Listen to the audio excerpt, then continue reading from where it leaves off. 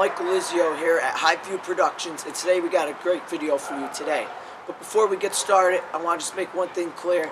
You know, my voice might sound a little funny because I just got out of a cold, and I still have a cold actually. But that's another reason why I haven't uploaded in 2 weeks, because I've been sick and the weather been cold. But anyway, enough of all that. Let's talk about today's location. Now, today we're in Middletown, Connecticut, at the Orwana Bridge. Now, this bridge is very unique and unlike normal bridges you see today. This bridge was built back in 1918, and in that time period, a lot of buildings and bridges were made out of brownstone. In a couple of minutes, I'll show you the brownstone that was built into this bridge. And you don't see that anymore because brownstone gives away, and it's not as strong as today's standards. And brownstone's actually produced about 10 minutes away from here in Portland, Connecticut at the Portland Quarry. And like what I said, you don't see that anymore. So it's very unique and unlike other bridges you see. And this is one of the oldest arch bridges in Connecticut, actually. And that's another reason why we're here. Never mind, is it just a bridge, but there's so much history about this bridge. And this bridge was built back in 1918, like what I said, and it was about 50 feet long and 23 feet wide. Now, what I mean is, this bridge was just enough for 2 cars to get by. And back then, that was okay, but in today's standards, it would be way too tight. 23 feet wide is nothing. And back then, actually, my dad grew up in Middletown, and he told me, you know, he actually grew up about 5 minutes away from here, and he said this bridge was always having accidents. People were clipping each other, cars, mirrors would get crushed. Actually, a couple people got run over because there was no sidewalk, and like what I said, it was just too tight. So by 1974, the state made a bypass bridge about a football field to my right. And that bypass bridge also went over the Coginchaug River, which is right behind me.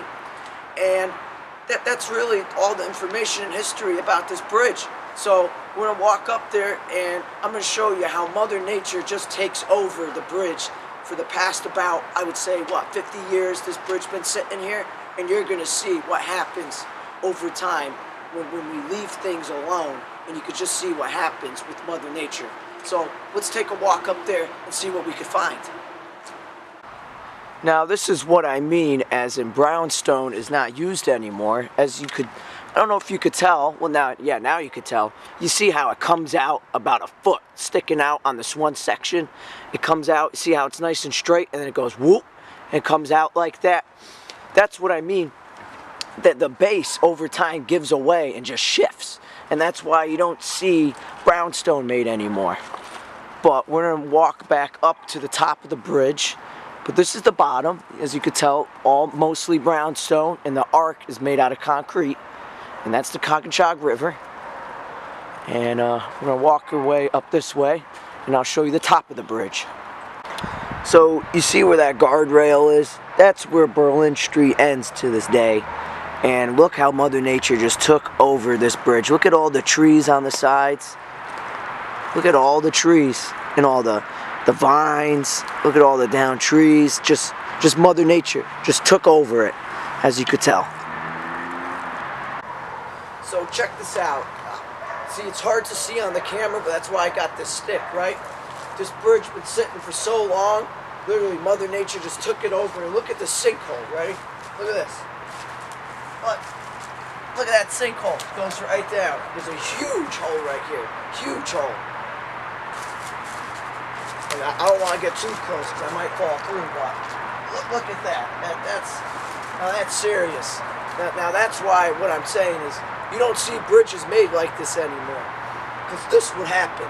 This is what happens. So right here you could barely see it, but that used to be actually the old yellow line that used to divide the road. And as you can tell, over time it faded away, but you know, it's kind of hard to tell by the camera, but trust me, from here to this yellow line, it is really not a lot of room. Like, it kind of blows my mind that actually 2 cars were able to go over this bridge. It was just enough room. But we're gonna keep walking down this way. Look at this huge tree that came down. Huge tree, got uprooted. And look, while it uprooted, it took up a lot of the asphalt. Look at that. That's crazy. Can completely uproot it.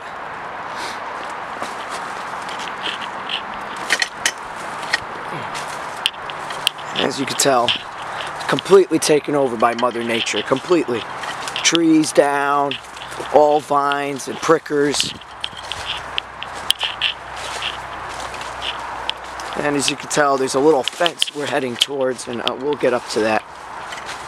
As you could tell, this fence is blocking us right now, but you could see the bridge keeps continuing to just about right there, and it looks like there's just a big pile of down trees that to stop cars from driving on it.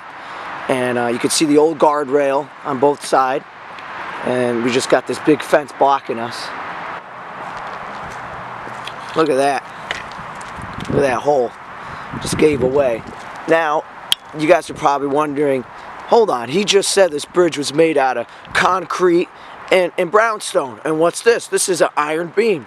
Well, what I'm about to say is actually, I found out at some point when this bridge was still in use, it was already starting to come down.